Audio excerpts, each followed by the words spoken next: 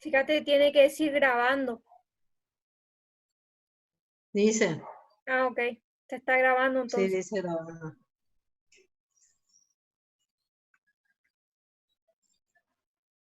Dos minutos y empezamos para ser Bueno, puntuales. bueno. Si querés, le podemos pedir que vayan activando sus cámaras, así les vemos. Así los vemos. Así es un poco más divertido, porque si no ven mi cara, no es la tuya. Pueden, creo que, digamos, si vemos que se hace lenta la comunicación, le vamos a pedir que desactiven, pero pueden tener el video y el micrófono cuando quieren hablar. Ujú. A ver qué dice este. Ah, Uno que no anda, dice la cámara. ujú.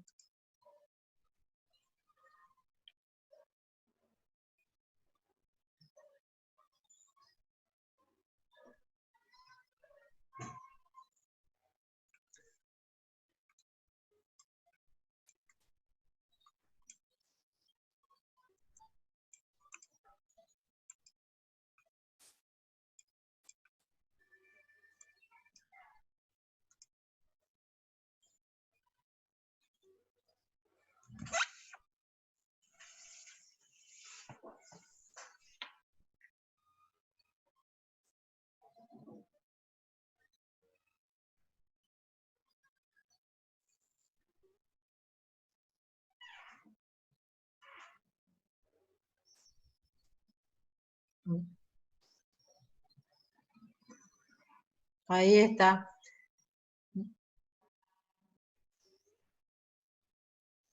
Estamos 25 participantes.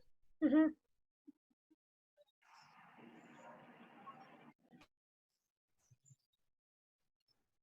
Si quieren pueden encender sus videos y cuando van a hacer una consulta, prendan el micrófono.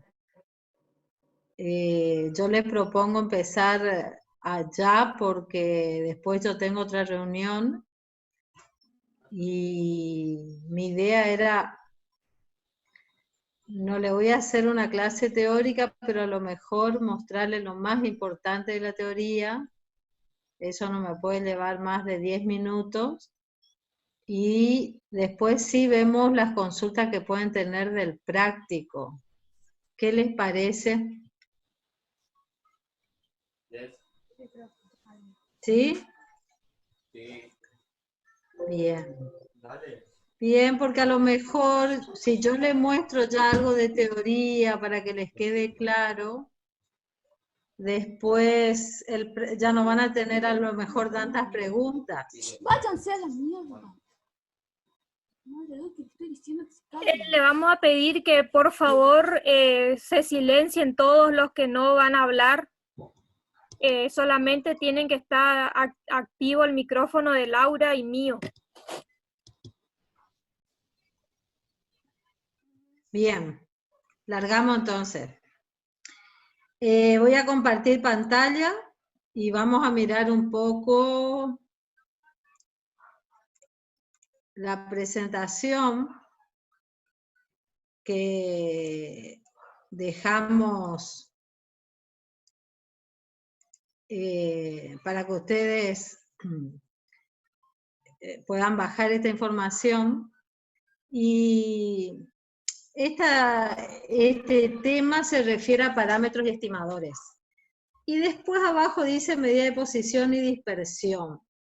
En realidad, la introducción que se hace de parámetros y estimadores es para que ustedes sigan teniendo presente lo que ya vimos con muestreo, que en realidad en estadística trabajamos con una muestra tomada a partir de una población. Entonces los estimadores, también llamados estadísticos, son esos valores que se calculan a partir de la muestra.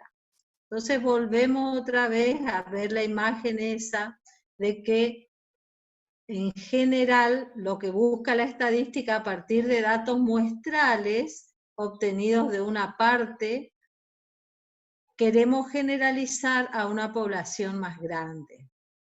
Estos son los símbolos utilizados en estadística, que por lo general hay un protocolo. En cualquier libro de estadística van a ver que con letras griegas se simbolizan los parámetros y con letras latinas, digamos, los estimadores o estadísticos.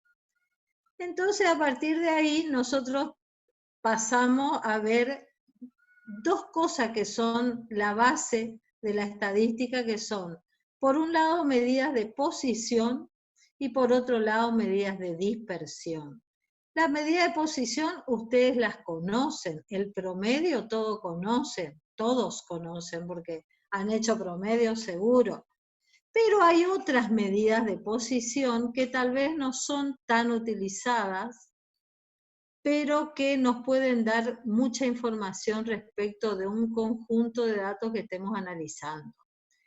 Entre ellos está la mediana, moda o modo, y después los cuantiles, con N, cuantiles, que estarían como agrupando distintas medidas de posición a los cuartiles, a los deciles, a los percentiles, que son medidas que nos van a informar sobre también la posición en la cual se encuentran los datos.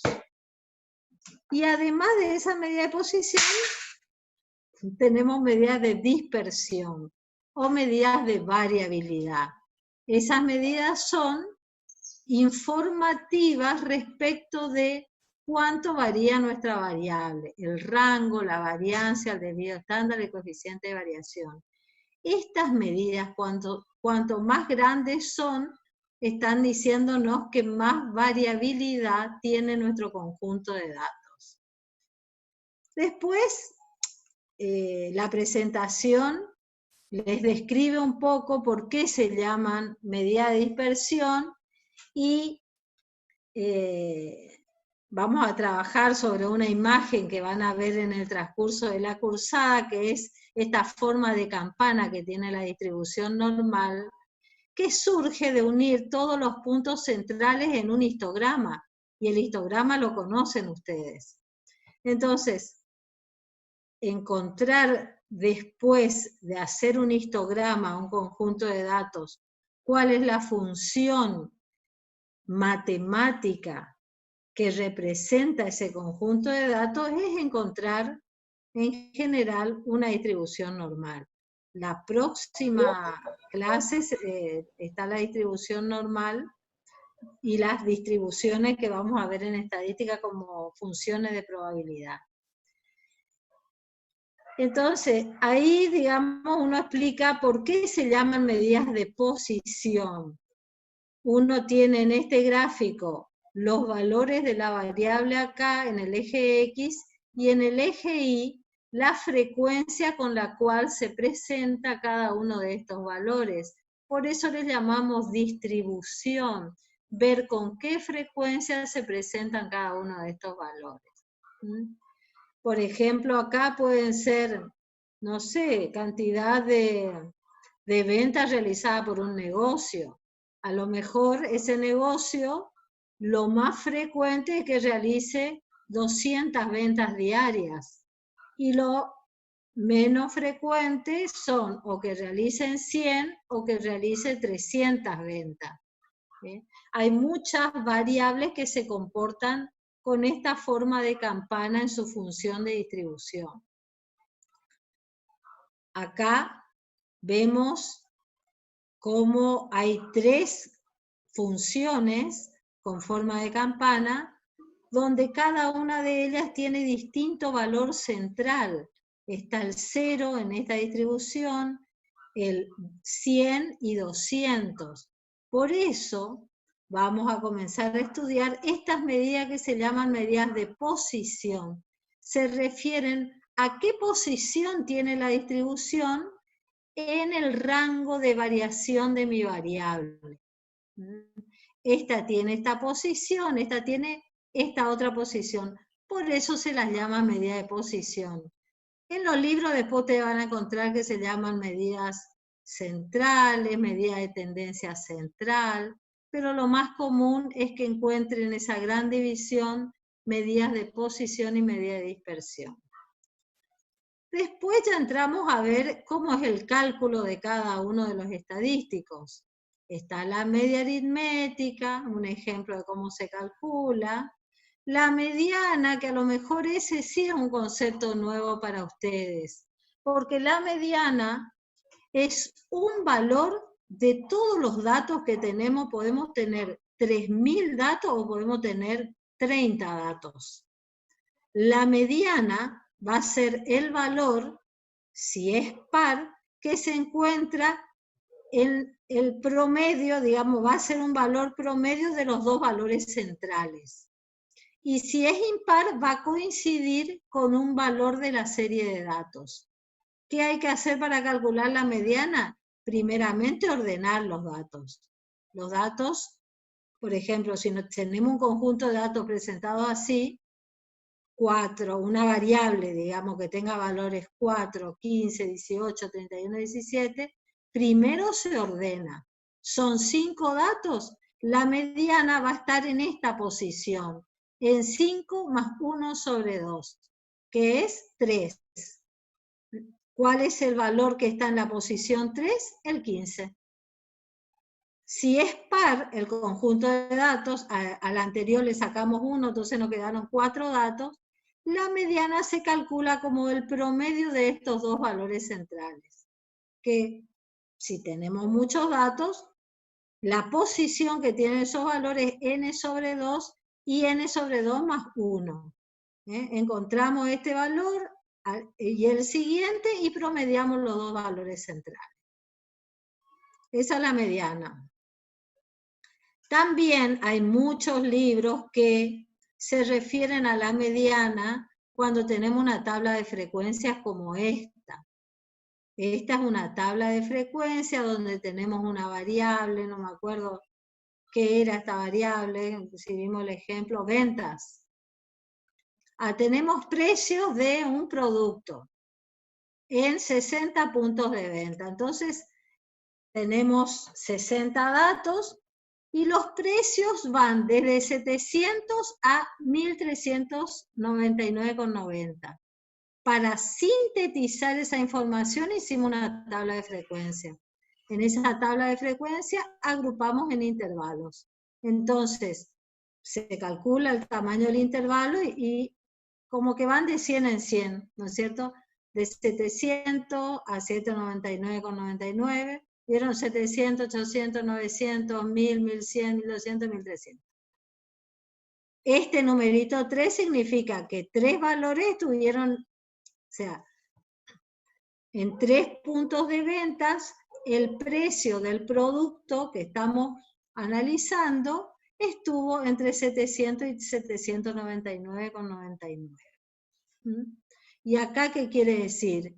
Que en 20 puntos de venta de esos 60 que estamos analizando, en 20 lugares el precio del producto que nos interesa está entre 1000 y 1100 o 1099,90. Eso nos decía esta tabla. ¿Cómo hacemos para encontrar la mediana a partir de una tabla? Se puede. Lo que hay que hacer es identificar un intervalo que se llama intervalo mediano, que lo encontramos mirando las frecuencias acumuladas. El primer intervalo que supera el 50% me va a decir, acá está la mediana. Porque la mediana es el punto que separa el conjunto de datos en dos. Entonces, en este intervalo buscamos después el límite inferior, la frecuencia acumulada del intervalo anterior, la frecuencia de ese intervalo que es esta, y la amplitud del intervalo que es esta. Hacemos el cálculo y tenemos un valor de mediana aproximado, con una tabla de frecuencia. Si no, la otra forma es ordenar esta serie de datos, eran 60, ¿dónde va a estar la mediana? En la posición 30 y en la posición 31. Promediamos los valores que se encuentran en la posición 30 y 31, para encontrar la mediana. Esos valores son 1030 con 3 y 1040 con 2. Se promedian y esta es la mediana. Esta mediana de acá, que no es el mismo valor que me dio acá, fíjense que acá es 1035 con 25 y acá 1034 con 99. Este valor es un valor aproximado. El valor verdadero de la mediana, perdón, es este. Este saqué con todos los datos. Ahora este valor saqué con una tabla que sintetiza los datos. Acá no están todos los datos realmente. Acá estoy diciendo que 3 veces se repitió 750, que es el valor representativo de este intervalo. La clase o marca de clase es el valor medio que representa este intervalo. Entonces, estoy diciendo 3 veces se repitió este, 7 veces se repitió este, 13 veces se repitió este, 20 veces se repitió este. Eso no es verdad. En realidad hubieron 20 valores en este intervalo. Lo que estoy haciendo al sintetizar acá es encontrar un punto que represente a los 20 que están acá y decir 1050 es el valor representativo que es la marca de clase.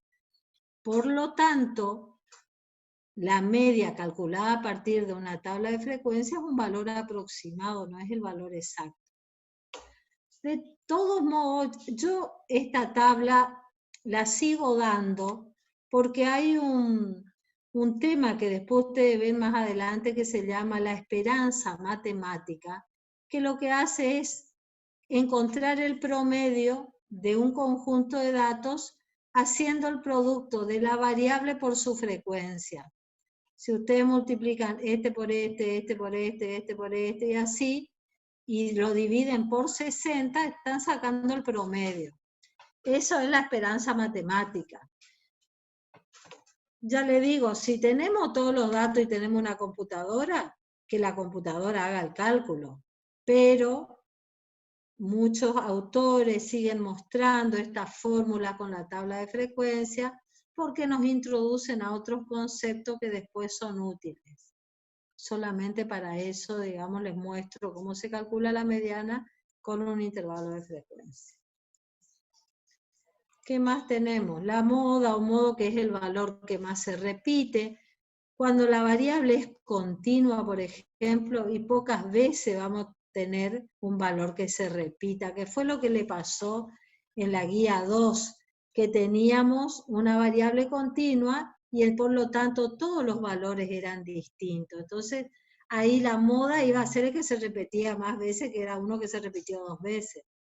Pero en realidad el concepto de moda es el valor más frecuente, lo que sucede con mayor frecuencia, lo que está de moda. Y entonces en general la moda se saca de una tabla de frecuencia. Acá la moda sería o este valor central o se puede calcular más precisamente con esta fórmula donde el delta 1 y el delta 2 salen de esta diferencia en la frecuencia. Se ubican en el intervalo modal, que es el que tiene frecuencia más alta, y hacen la diferencia entre la frecuencia de ese intervalo y el anterior, y la frecuencia de ese intervalo y el siguiente. Y a esa diferencia se le llama delta 1 y delta 2. En los libros está, en general los software de estadística me suelen dar esta información, y la moda por ahí está más utilizada para variables de tipo cualitativa, donde, ¿cómo hacemos cuando ¿sí? ¿Puede explicar de vuelta qué es delta 1 y delta 2? Sí, cómo no. Esta es una fórmula para encontrar la moda a partir de una tabla de frecuencia.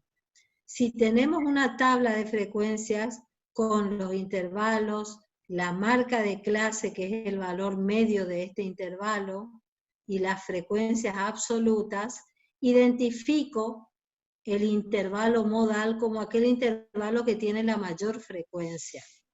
Y a partir de ahí, reemplazo en esta fórmula estos valores. L es el límite inferior de ese intervalo.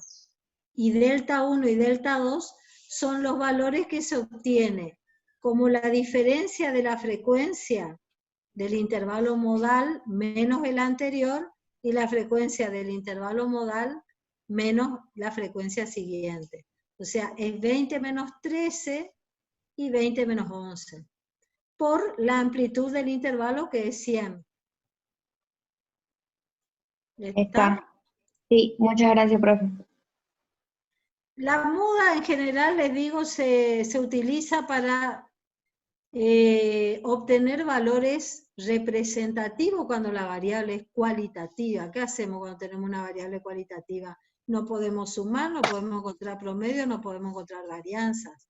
Entonces, uno de las herramientas para representar es el valor que tiene mayor frecuencia. Acá, por ejemplo, en esta encuesta de preferencia de autos, la variable acá era el origen del auto, si era americano, europeo, japonés. De esa encuesta se consultaban a 339 agencias y lo más frecuente era que vendan autos de origen japonés. Es esta frecuencia más alta, lo cual representa el 49%. ¿Qué tipo de auto prefiere la gente? Y miramos acá el tipo de familiares por trabajo, ¿qué es lo más frecuente? El familiar. El 52% prefiere familiar. Y así con la otra variable que es el tamaño. ¿Qué es lo que prefiere la gente? Autos chicos. El 45%. Después está el medio. ¿Estamos? Por eso se presenta también la moda como otra medida descriptiva. Estos grafiquitos a mí me gusta mostrar porque generalmente se dice que la estadística sirve para mentir. Yo ya le dije a ustedes en una de las primeras clases, somos criticados los estadísticos porque buscamos siempre tergiversar la información, dicen. Y la verdad, les dije también que podemos engañar al que no sabe, pero al que tiene más formación no se le puede engañar. Entonces, fíjense, si tenemos una distribución de valores a partir de una tabla de frecuencia, que es lo que conocen ustedes, que tiene esta forma de campana, en general, el promedio, la mediana y la moda tienen valores muy parecidos o son exactamente iguales. Sin embargo, si la variable que estamos analizando tiene otra forma, ya como una campana distorsionada o asimétrica, fíjense, esta forma o esta forma, los valores ya difieren. Acá la moda, la mediana y la media no son similares, ni acá tampoco.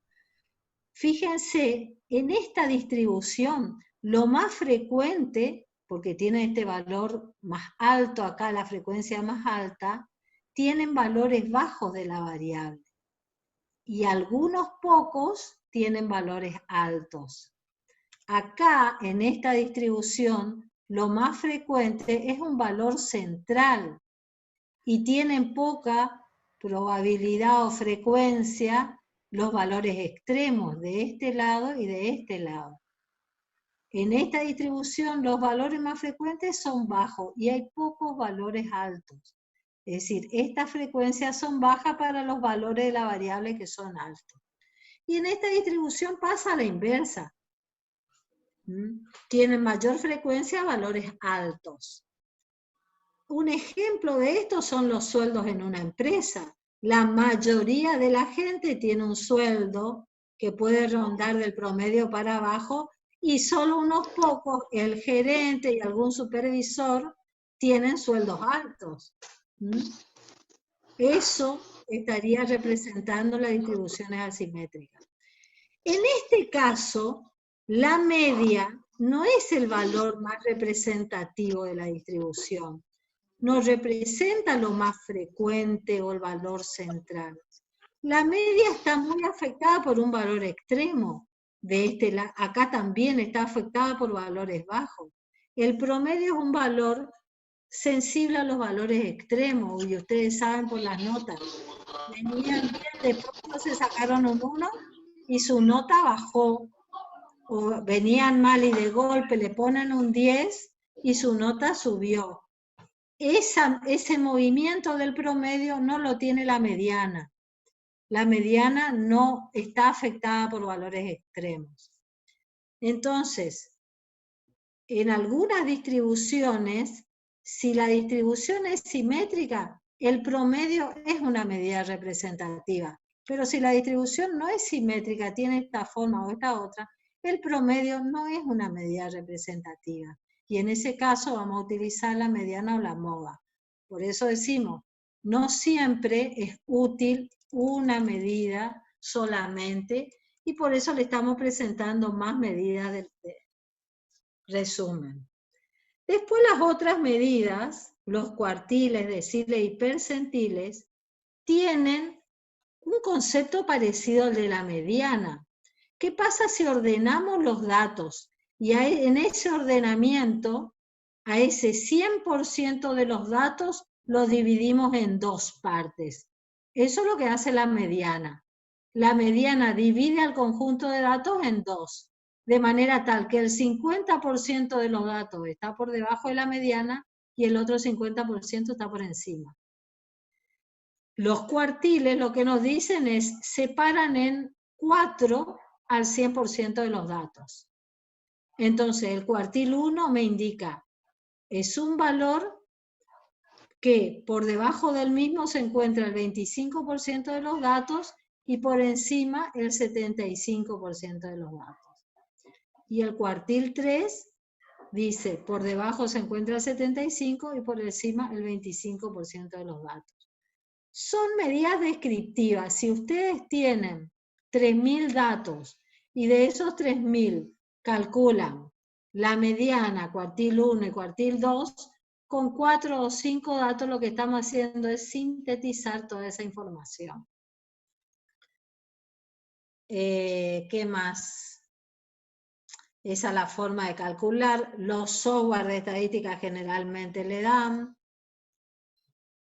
Y los deciles tienen más o menos un concepto parecido. En lugar de dividir en 4 como los cuartiles, lo que hacemos es dividir el total de datos en 10 partes. El decil 1, ¿qué me está representando? Que por debajo de él se encuentra el 10% y por encima de él el 90%. El decil 2, que por debajo se encuentra el 20% y por encima el 80%. Y así los diferentes deciles. Este está mal acá, me estoy dando cuenta. El 90% de los datos es acá. No el 95%. Esos son los deciles. Los percentiles dividen en 100 al conjunto de datos. Y entonces podemos tener 99 percentiles, así como tenemos 9 deciles y así como tenemos 3 cuartiles. Son medidas que nos sirven para sintetizar o resumir la información, y en algunas áreas, le pongo yo ahí en el escrito, en algunas áreas, algunas de estas medidas de posición son utilizados como valores de referencia. Por ejemplo, en control de calidad, tener un valor como el decil o el cuartil, que identificar ese valor y sabemos que el producto que estamos observando tiene que ser mayor que ese valor. Si no, es descartable, por ejemplo. O para medir la calidad de, bueno, yo siempre les hago con variables de tipo biológica, la calidad que tiene el toro para entorar, digamos, con el esperma, entonces tienen un valor base, no sé si es un decil, y a partir de eso consideran de buena calidad. No me estoy acordando ahora para darle el ejemplo. Eso es lo que tiene de feo cuando me están grabando, después digo cualquier cosa. Bueno, después se le muestra un gráfico de cajas y de ese gráfico hacemos preguntas en el práctico. ¿Por qué? Porque estos gráficos son muy utilizados en estadística, ya que sintetizan a toda la información. Fíjense que acá, en lugar de tener la variable en el eje X, estamos teniendo la variable en el eje Y. Y la caja se representa con las medidas de posición que me dan esa variable. La mediana, cuartil superior, cuartil inferior, el extremo inferior y el extremo superior, que pueden ser, dependiendo del software, el mínimo, el máximo, o bien el percentil 5 y el 95, o el percentil 1 y el percentil 99. Depende del software cómo calculan estos gráficos de caja. Estos gráficos de cajas tienen la particularidad de mostrar en un único gráfico medidas de posición y medidas de variabilidad. La mediana me está indicando el valor central de mis datos. Si estoy estudiando el precio, me dice cuál fue el precio medio, el precio justo que separa el conjunto de precios por la mitad. La mitad de los negocios tenía un valor menor a ese precio y la otra mitad tenía un valor mayor a ese precio. Eso nos permite ver una medida de posición como la mediana o los cuartiles. Pero el tamaño de la caja y los bigotes me dan idea de la variabilidad de mis datos. Si la caja esta es chica, me está indicando que todos los valores, mejor dicho, el 50% de los valores, se encuentran cerca de la mediana y del promedio. Si estos bigotes están cercas, me están diciendo también que se encuentran cerca de un valor central. Quiere decir que mi dato no tiene mucha variabilidad. Ahora, si la caja es grande y los bigotes están estirados, estas líneas son largas, me está indicando de que los datos son muy variables. Inclusive, si tienen distinto tamaño el bigote superior o inferior, me está indicando en qué parte de los datos tengo mayor variabilidad o menor variabilidad. Y además de eso, fíjense este puntito que aparece acá, este gráfico de caja depende del software, me grafica valores extremos. Considera con una fórmula algún valor que se sale del rango que sería normal. Y a este lo considera un valor extremo, valor atípico. Entonces también puedo visualizar valores atípicos con este gráfico de caja. Por eso muy utilizado. Bueno, acá hay una explicación de un percentil. Ya no vamos a tener más tiempo de ver tanto. Pero, bueno, y esta es la introducción para lo que es medida de dispersión. Ya, ¿por qué no es suficiente un valor medio y necesito otra medida de variabilidad? Acá se presenta el rango. Y después la medida de dispersión, que me están informando sobre la variabilidad de mis datos. Fíjense que acá, en lugar de graficar 3 campanas o formas de una función que indican la posición, acá las campanas lo que tienen es distinto achatamiento. Esta, por ejemplo, fíjense que es muy diferente de esta otra campana.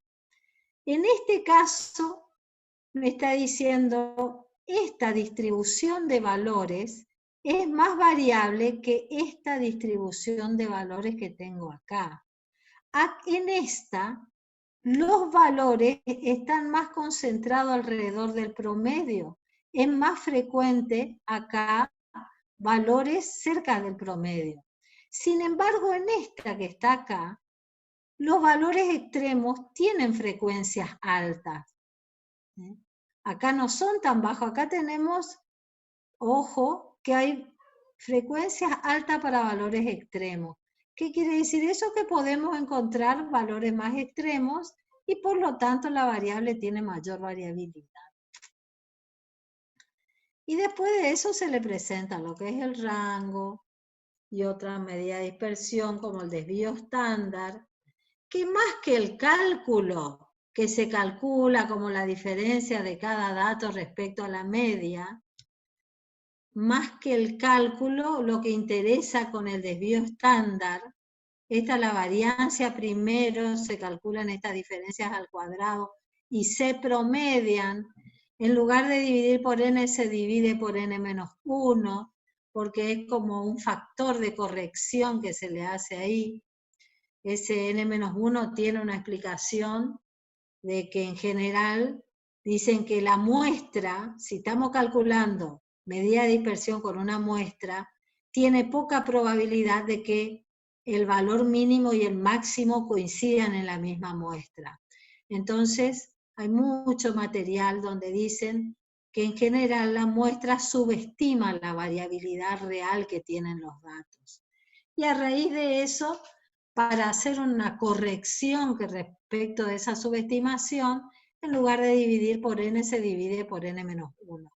Esta corrección tiene peso cuando son pocos datos, pero cuando son muchos, dividir por 9.000 o por 8.999 me da más o menos el mismo valor. Ahora, dividir por 10 o dividir por 9, ya cuando tengo pocos datos, sí se hace una corrección de la varianza. Por eso, pero esto en realidad es un promedio, es el promedio de las diferencias al cuadrado. Esa es la variancia, y el desvío estándar es hacer la raíz cuadrada de la variancia para que me dé un valor expresada en la unidad que tiene la variable. Y después el coeficiente de variación es una medida expresada en porcentaje que me sirve para comparar variaciones de datos con distintas unidades de medida. Como está expresada en porcentaje, ya no tiene unidad de medida y me permite comparar las variaciones. Bueno, eso era lo de teoría. Vamos al práctico porque ya veo que se me está yendo la hora. Entonces, el punto 1 del práctico dice, para una variable que es millas por galón, y le ponemos esto para complicarle la vida un poco nomás, pero en Laura, realidad como... Sí. Laura, ¿me escuchás? ¿Sabe qué? Estamos viendo todavía las diapositivas de teoría. No sé si capaz está tardando. Perdón. No, yo tenía que hacer, gracias por... Tenía que compartir esta. Ahí está, ahí está. ¿Ahí estamos? Sí, ahí bien. está, está bien. Vamos al práctico ahora. ¿Qué es lo que hay que hacer? Le damos un ejemplo que traía R, donde dice que la variable es millas por galón, que en realidad es consumo de combustible, el galón es el tanque de combustible, y la cantidad de millas que se pueden hacer, la distancia que se hace con ese combustible. Y este ejemplo, que se nota que es medio viejo, habla de automóviles de 4, 6 y 8 cilindradas. Y entonces agrupa ahí y hace gráficos de caja de acuerdo a esa variable que estamos teniendo, que es millas por galón.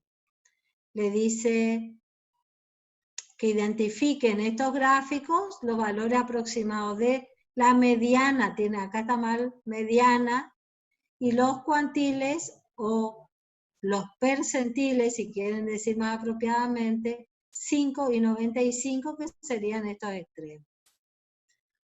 Después, ¿qué cilindrada presentó mayor variabilidad? Acuérdense que las cajas y los bigotes nos estarían indicando cuál fue más variable, esto en forma aproximada y visual, y que describan un poco qué observan en el grupo de datos de 8 cilindradas. Acá hay un valor extremo. Escriban oraciones e interpreten. Después, ¿qué más viene? el ejercicio 2.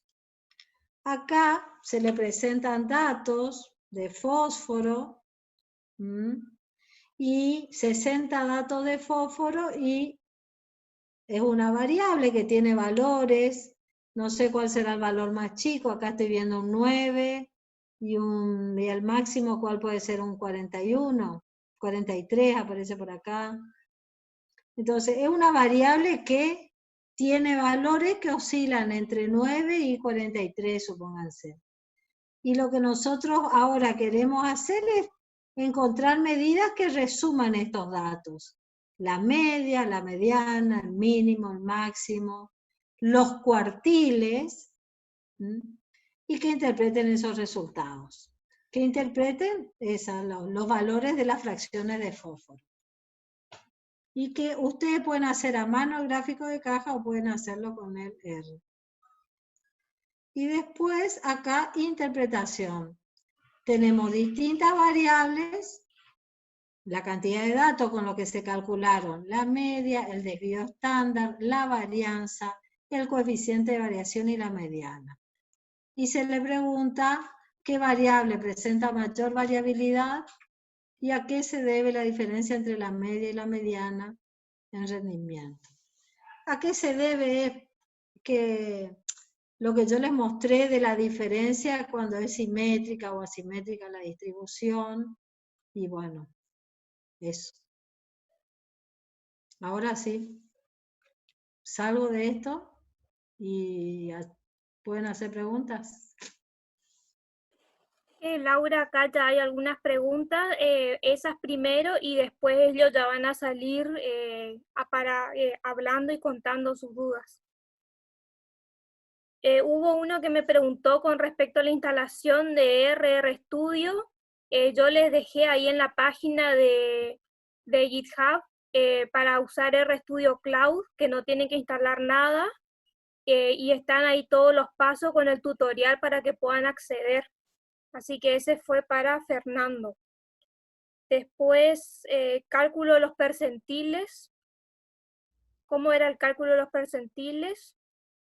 Después, hay una fórmula ahí. El cálculo del percentil en realidad tiene sentido cuando tenemos más de 100 datos. Si tuviéramos menos de 100 datos para analizar, supónganse 60 datos, es un valor aproximado que me está separando el rango de variación de mi variable en 100 partes. Y voy a ir encontrando cuál es el valor por el cual el 5% se encuentra por debajo y el 95% por arriba, por ejemplo, el percentil 5. Y ese es el sentido que tiene un percentil. ¿Cómo se calculan? Y dividiendo por 100 y multiplicando. Hay fórmulas, yo no sé si no le puse la fórmula es porque no me interesa que calculen. Si le puse la fórmula es para que calculen, pero en realidad como práctica pueden calcular los cuartiles, el 1 y el 3, por ejemplo, y la mediana, pero ponerse a calcular deciles y percentiles, el cálculo a mí no me interesa, me interesa más la interpretación, chicos. Y por eso estamos viendo con el R. Realmente no sé si nos da Excel. Excel seguro da promedio, pero no sé qué otra medida central me da Excel. ¿Vos le está por mostrar algo, Roxana? Alguien está compartiendo pantalla, no sé qué pasó acá. Ahí estamos de vuelta. Ahí está. Después me preguntaron si con Summary se puede calcular todo. Le dije que sí, la gran mayoría se puede calcular con Summary, o si no hay funciones independientes, min, median, pero bueno, era enseñarle 5, 6 o una. Yo prefería enseñarle una y después sí cambia para los cuartiles y los percentiles, que bueno, eso ya habrán visto, pero es con Summary y con la función cuantile, que esos son las dos principales, digamos.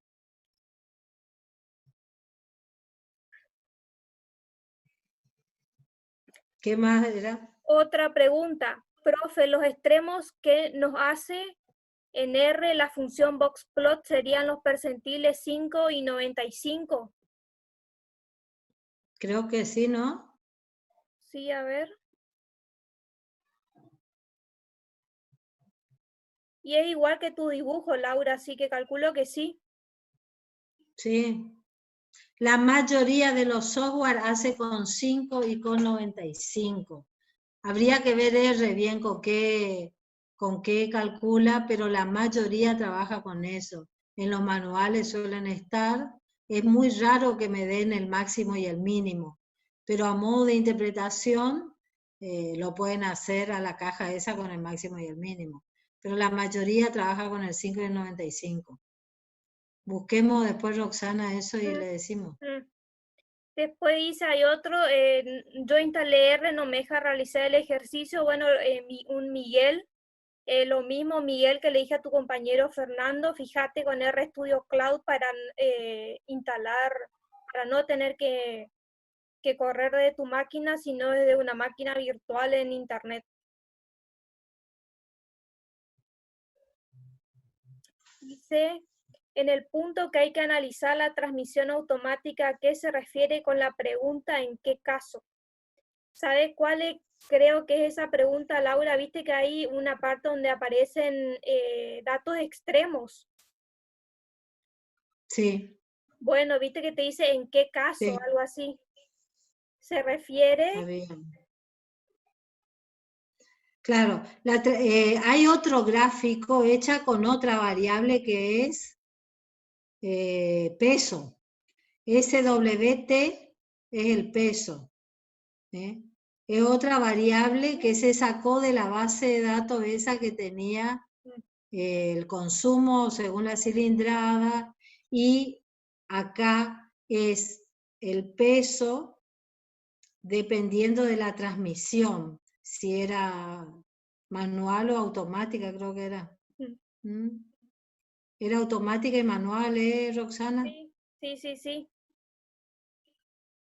Entonces, vieron que esa variable peso, la W, a ver, voy a compartir pantalla con ustedes. A ver, acá. ¿Ahí ven? Sí, se ve, Laura. Bien. Acá, acá tenemos dos gráficos de caja donde estamos viendo cómo son los valores de una variable que es esta que está acá. Peso se llama. Esta variable va 3, 2, 3, 4, 5.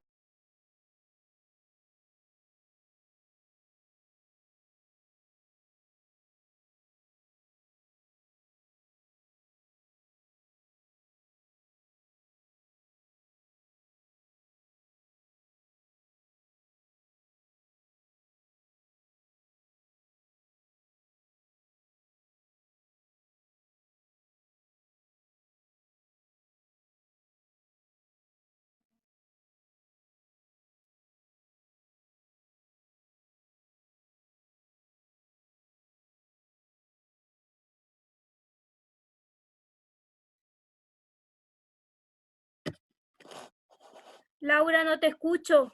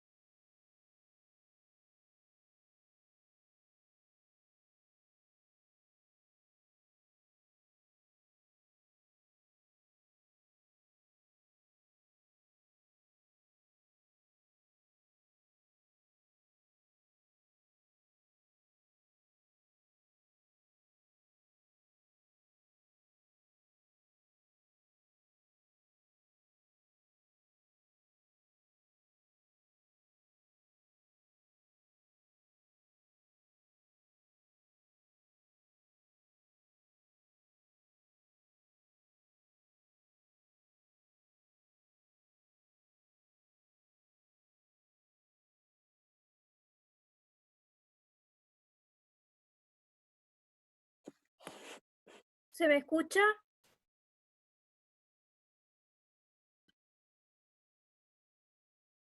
Bueno, ya vuelve la profesora Laura, esperen un ratito, chicos. Hubo acá un compañero que me pregunta si 0 sería manual y 1 automático. Mira, Juan Ignacio, cuando uno tiene dudas sobre un set de datos que está en R, lo que hace es apretar signo igual y a continuación, sin espacio, escribe el nombre del dataset y ahí vos vas a ver la ayuda de R con respecto a ese dataset. Te digo esto para después, digamos, si vos tenés una duda, para no esperar a que yo te conteste, sino buscar ya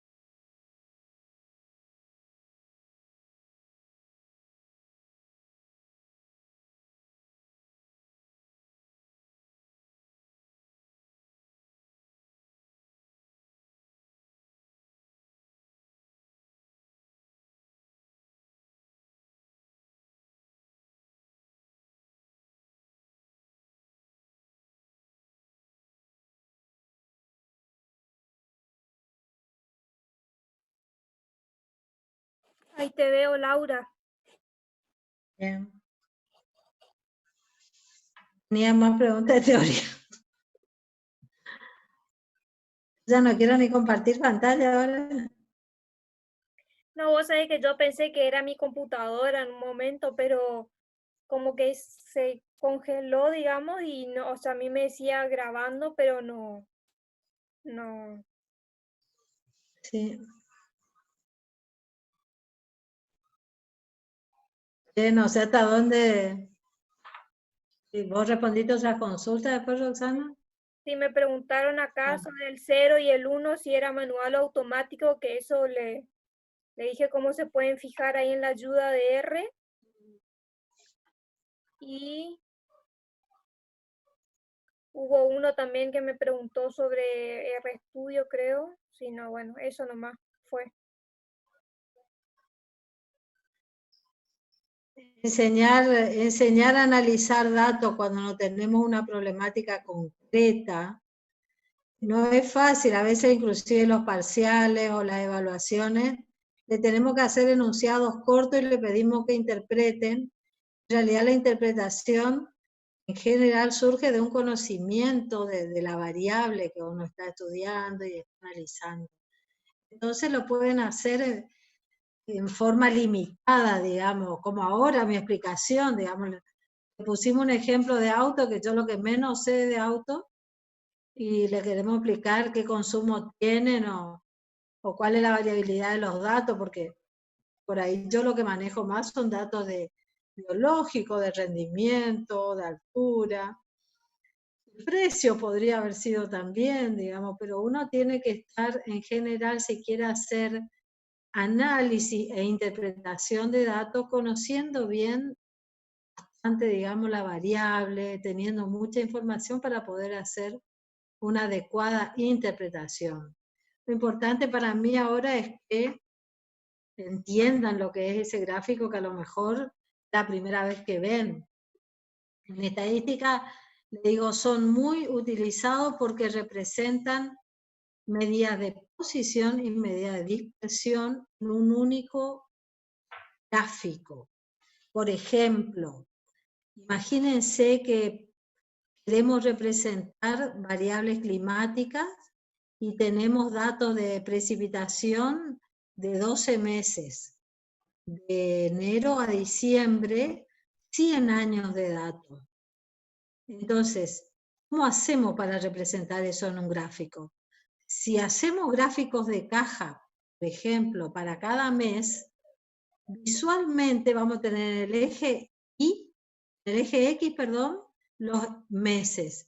En el eje Y vamos a tener la cajita, los bigotes de una variable que es precipitación y que me está mostrando en forma comparativa cuáles son los meses que más llueve ni menos llueve. Eso me da una variable, eso me da una medida central, o la mediana o la media. Y por otro lado, cuál mes es más variable y cuál mes es menos variable la cantidad de lluvia. Entonces, en un solo gráfico, yo puedo llegar a hacer comparativamente qué pasan los distintos meses y además puede ser válido con precio, por ejemplo, de un producto. ¿Ve? Si llegamos a tener mucha información de precios y pudiéramos ver cómo varían esos precios de acuerdo al mes o a la estación. En lugar de tener los 12 meses, a lo mejor tenemos las 4 estaciones y ver cómo es el consumo y cuándo es más variable, cuándo tenemos valores atípicos y cuándo no, y darnos cuenta de que cuando hay muchos valores atípicos y hay mucha variabilidad, las medidas como la media o tratar de resumir toda la información con pocos datos no nos sirve de nada, porque al tener tanta variabilidad, un promedio no me dice nada. La variabilidad es algo inherente a la variable, no puedo modificar eso. Lo que se hace en general es agrupar. Si son datos que tienen mucha variabilidad, encontrar, digamos, cuál es el agrupamiento por el cual yo puedo tener representado el grupo de datos, esos datos por grupo, y ahí sí utilizar medidas centrales medidas de variabilidad para comunicar qué me están diciendo esas variables. No sé si preguntan alguna cosa en particular. ¿Sabes que, Laura, había una pregunta que ahí era cuando se tildó la computadora, que era Que era en qué caso aparecían los valores extremos? Y a mí se me hace que la pregunta esa va dirigida de los dos gráficos de boxplot que aparecen con la transmisión automática de 0 y 1, digamos, en cuál de esos casos se observa los valores extremos. A eso es lo que lleva la pregunta, digamos. Y eso lo pueden ver que son los valores que escapan a los bigotes. Sí. Están o por encima o por debajo. ¿Y qué otra pregunta quedó, Roxana? No, no hay más. No hay más, Laura. Bueno, no les puedo decir todavía cómo va a ser la evaluación. En principio yo quiero ir tomando estos prácticos para ver cómo evolucionan ustedes y después hacerle una propuesta de evaluación que no va a ser como lo puedo hacer con otra materia donde tengo el aula virtual y hay herramientas de Moodle para tomarle la evaluación. Acá vamos a tener que pensar en otra cosa, a lo mejor en el Zoom o trabajar por grupos y ir evaluando su evolución a través de esto que estamos trabajando ahora. Capaz ya tengamos más preparado algo la otra semana para comunicarles bien con tiempo, digamos, cómo va a ser la evaluación. En principio, lo que ustedes me van mandando es lo que me va sirviendo a mí para poner una nota conceptual.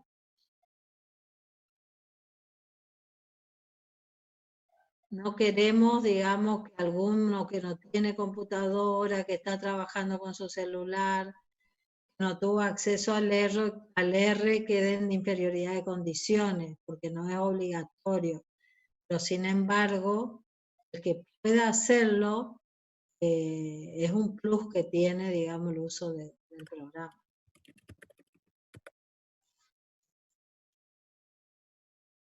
¿Qué más dicen? Hay una persona que pregunta si lo que trabajemos en R hay que ir mandando. Sí, algunos de tus compañeros están mandando Karina, así que sí. Yo lo que podría hacer, Laura, es mostrarle porque creo que en un video como que no da para eso, porque es como una interfaz gráfica, digamos. No, pero además, Roxana, yo en 5 o 10 minutos tengo que desconectarme porque tengo otra reunión. Ah, bueno. Acá preguntan Entonces no es cómo mucho lo que descargan el podemos. trabajo, digamos. Yo le voy a hacer un tutorial para mostrarle cómo tienen que guardar las imágenes y sí, las imágenes, digamos, y los scripts de R. ¿Alguien está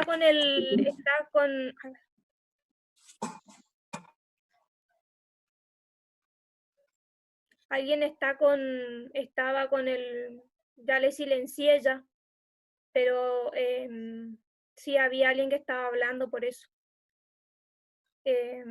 Sí, es lo mismo trabajar en RStudio Cloud que trabajar en RStudio de tu computadora, Sol. Es el tutorial para guardar la imagen y para guardar el script es igual si están trabajando en su máquina o en RStudio Cloud.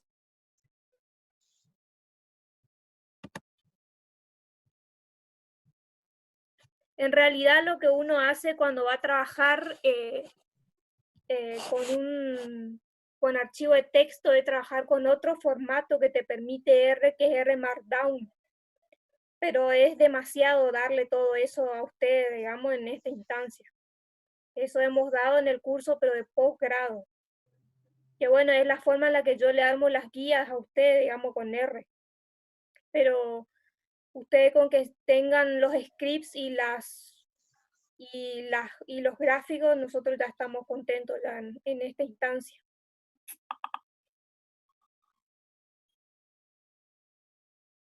Sí, podés, Iván. Iván Gabriel Niveiro.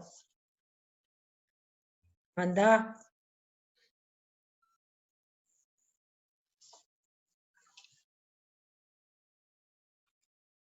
Eso de guardar, me estoy refiriendo a guardar el gráfico y a guardar los scripts, digamos.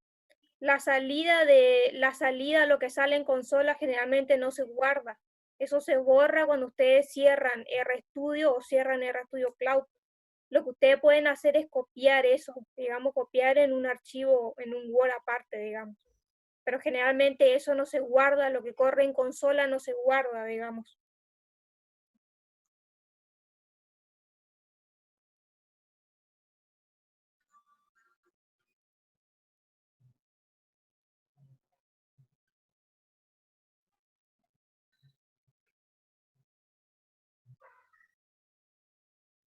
Y bueno, ya no hay más dudas, Laura, si querés podés cerrar la... Ah, cierto que yo soy hospedadora, así capaz voy a tener que cerrar yo. Sí, yo me disculpo porque no tengo mucho tiempo, chicos. Estoy con el cargo de secretaria académica full, así que... Y también la captura la de pantalla. No está mal eso. Digamos, cada uno hace como puede. ¿Viste, Roxana, que pregunta ahí? Sí, se puede hacer de cualquier forma, basta que nosotros veamos qué ustedes están haciendo.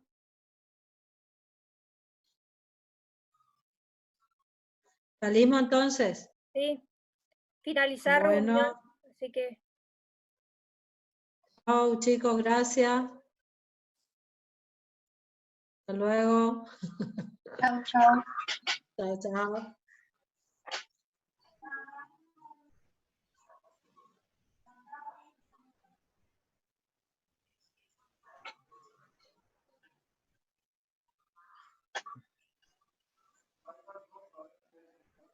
No vi cuántos conectados hubieron al final. y creo que llegó a 33, 32 por ahí. Ah, bien, bien, bien. Está bueno, está bueno. Bueno, Roxy, yo me desconecto porque en Bueno, 5 minutos me bueno, sabes que yo no sé tengo más. si tengo que finalizar nomás o... Sí, escúchame, Roxana, fíjate después el grabado. Sí, eso Ellos me da pidieron que fijar. grabe. Acá me están preguntando cuándo voy a subir y bueno, yo tengo que bajar todo eso y ver el tema de los formatos y Sí, editar y todo eso, así que bueno, eso capaz pues, me lleva un tiempito, pero en estos días. listo. Vamos. Chao, chao.